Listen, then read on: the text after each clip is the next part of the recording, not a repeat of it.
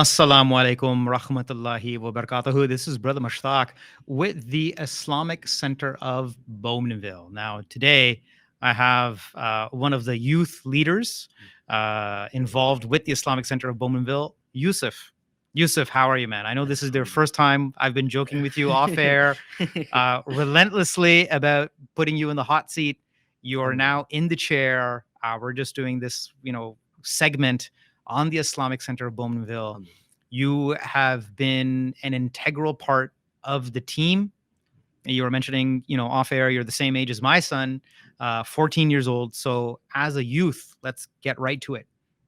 I know for any youth that will watch this, attention spans are short. We live, and I was joking with you, we live in the age of TikTok and YouTube Shorts. My son is certainly, endlessly doom scrolling on YouTube Shorts with his basketball clips and whatnot, or Instagram stories. So let's get to it, man. As a youth, what has brought you to be part of the team for the Islamic Center of Bowmanville? What is it, man? Tell the other youth out there. This is your time.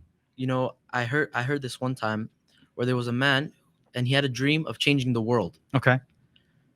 And then he later found out that he couldn't change the world. Okay. So he went on to trying to change his country. All right. He found out that he couldn't change his country. Okay. He went later to see if he can change his community. All right. He saw that he can't change his community. Okay. And now he's on his deathbed, and now he's realizing that he should have started by just changing his family, starting in his family. Okay. Okay.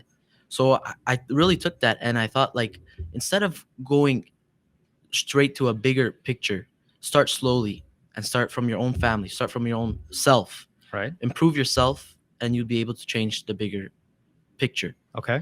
So alhamdulillah, I've been doing fundraising all over the GTA with Uncle Zehan, and we've been doing great, alhamdulillah. And it's really a benefit to yourself and to the other people, like my family, and it's really been a benefit. It's something that really changes you personally. It gives you confidence.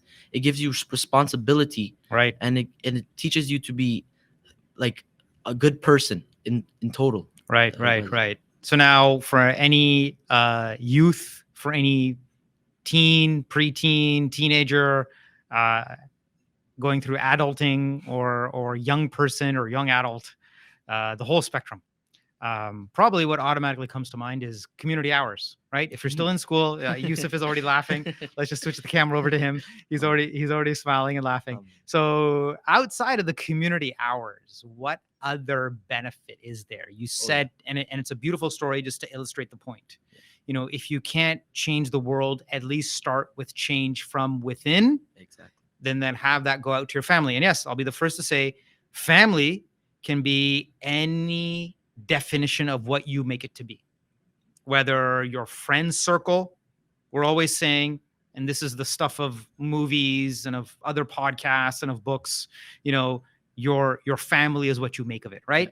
Could be your friends, your relatives, yes, your blood relatives, but your family is your definition of who they are, who you want to include. Yep. So by you going out, and serving the community, what has that brought into your life, Yusuf? Right. Why are you doing this, man? Like you start off with a beautiful story, great story, but why are you doing this? What is compelling you to fundraise for a masjid? It's not something that a youth does normally. Okay, so I'll just put you on the spot. Yeah. And again, you're in the hot seat, man. You're doing well so far. So, but what has compelled you as a 14-year-old to fundraise? We're not talking about in the olden days, in the 70s and 80s. And yes, I'm approaching 50. So where it was just the old uncles, and now, yes, you could say I'm part of that old uncle community. Where it's the old uncles going out and fundraising. You're far beyond that, man. Meaning the other way. You're like a 14-year-old, and you're doing this. Like, why? Why are you doing it, man? Let's talk about the why. Yeah. Well, I first wanted to state about the community hours that we do in school. Alhamdulillah, that's a small part, which is a benefit to you, but it's also about what you learn. Okay. Especially going with Uncle Zehan in the car and going. Dr. Zehan Rashid. Yes. Going around with him all around the GTA. Sometimes we're on hours of drives. Sometimes it's just a few minutes, but the amount that you learn is incredible with Uncle Zehan. So that's something that's a lot like a big benefit, first of all, and that's what motivates me to keep coming, because like a big part of our religion is ilm, knowledge, to Knowledge learn. to learn. Yeah. And it's something that whenever you go with Uncle Zehan, it's like it's a great thing. You learn so much, and you learn how to talk with different people. You learn how to deal with other people. You learn how to be responsible. You learn how like you it gives you confidence in your Islam. Right. And when you go to school, you feel confident in preaching Islam, in giving dawah, and telling your friends, telling your teachers, telling your community in your own home the benefits of Islam. Like I have a one story. My teacher, now that we started school for the past month, I think now. Yeah. So we started school, and I was on a podcast just recently, and my teacher, she's a non-Muslim. She ended up watching the podcast, and she saw that what we're doing, like we're building our first masjid in Bowmanville, Yes.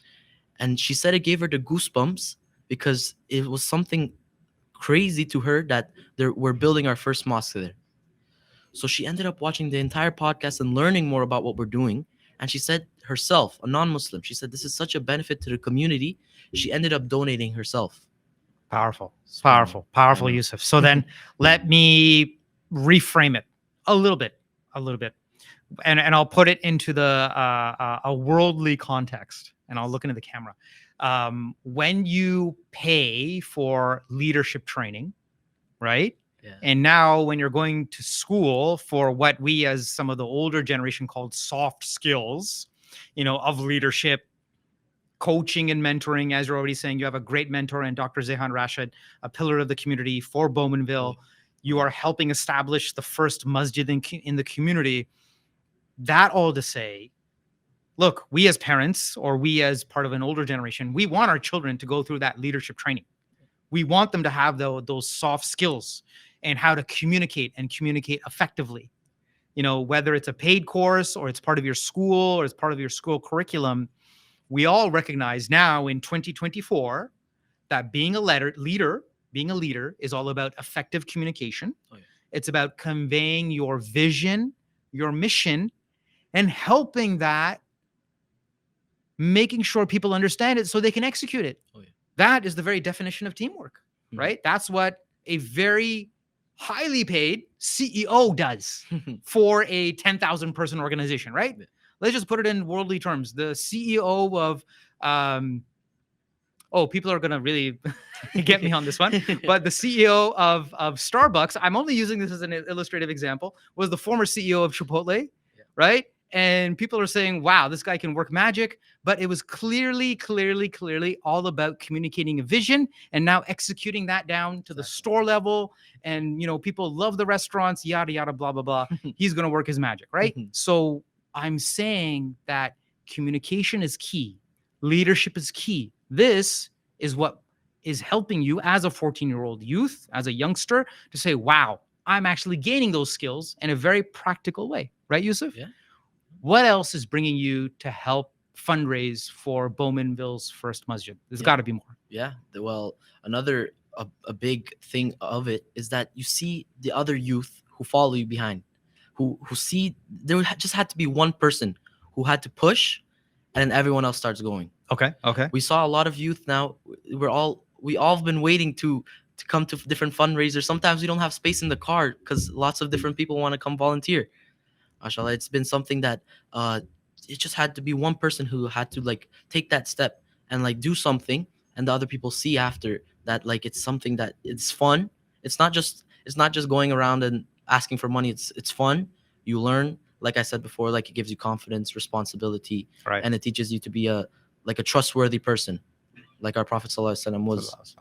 Right. So now you've touched upon the Prophet Muhammad Sallallahu Alaihi Wasallam. Yeah. For those people that do not know who Prophet Muhammad is, like you said, you told me literally the example of your teacher, right? A non-Muslim, and it brought shivers down her spine, right? To say, wow, what you guys are doing is so powerful for the community. So just from a 14-year-old perspective, I'm going to keep kind of pinpointing that from a youth perspective.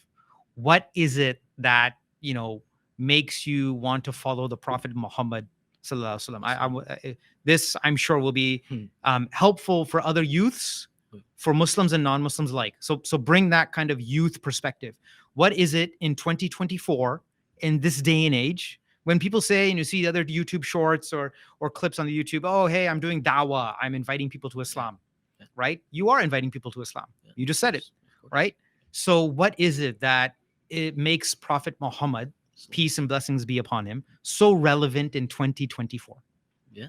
Well, I like to learn a lot. So Uncle Zehan Rashid, he gave me a few books, and I like to learn. Like I like to read these books, and just reading about the Prophet Sallallahu Alaihi Wasallam, how he was the greatest human being, and reading just how his character was. It was something that changes you, because like you think if you just read it, you'll understand it. If you just talk about it, yeah, sure, you'll understand it, but you won't feel it. Right.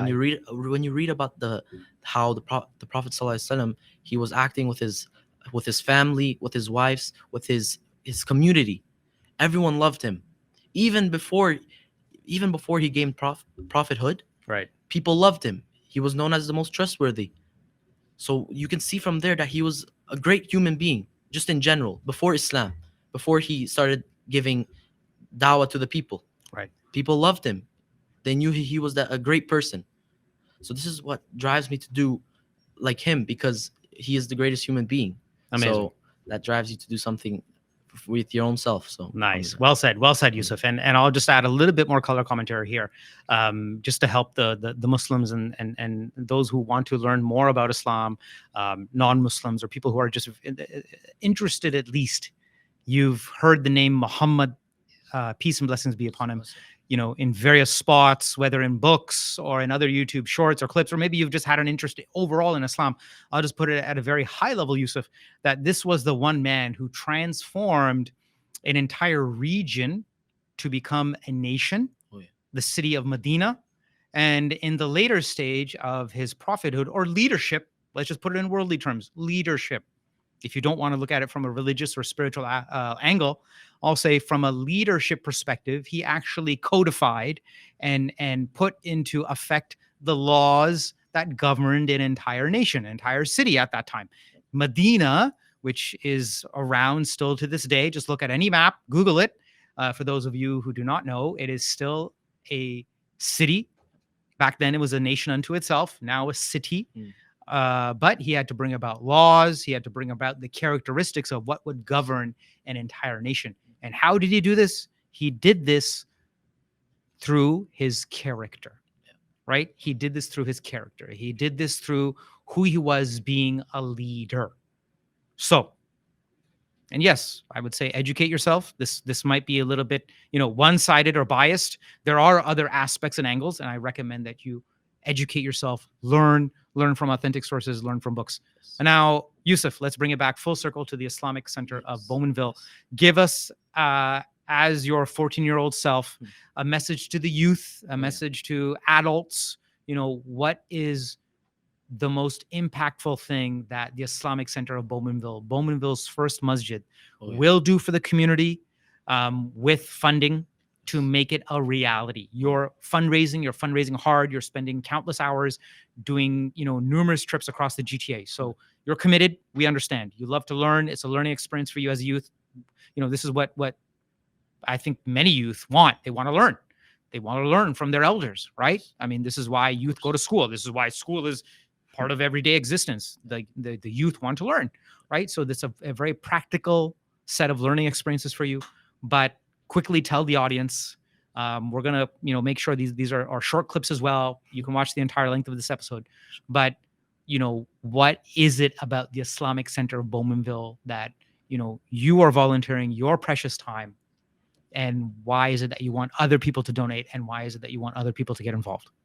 So just going back to the story I gave of my teacher, a non-Muslim is saying this is a benefit to community. Right. If a non-Muslim sees that this is a benefit, then we can clearly see what it's giving us. We see that it's a source of gaining knowledge for the youth. We have youth services there. Inshallah, we will have classes for the youth. We will have gatherings for the youth, maybe weekend programs, and not just learning, because obviously learning is a big part of it, but not everyone wants to learn all the time. Right. We will have also, inshallah, like fun things to do.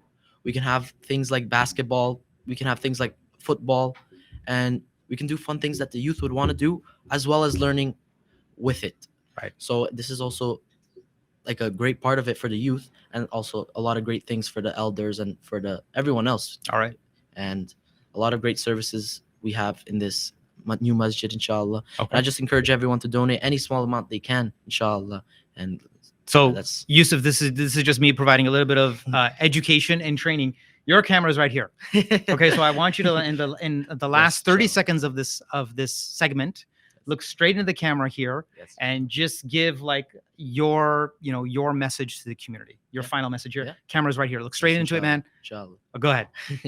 Well, I encourage everyone to donate any amount they can, inshallah, because it gives us services like marriage services, funeral services, an Islamic library, youth services, weekend programs, things that a dawah center, bringing back Muslims who have like what we call not practicing, new Muslims, non-Muslims who would want to learn, and of course our regular Muslims to learn, inshallah. And this is such a benefit to the community, and as well as our non-Muslim brothers and sisters, they see it as well.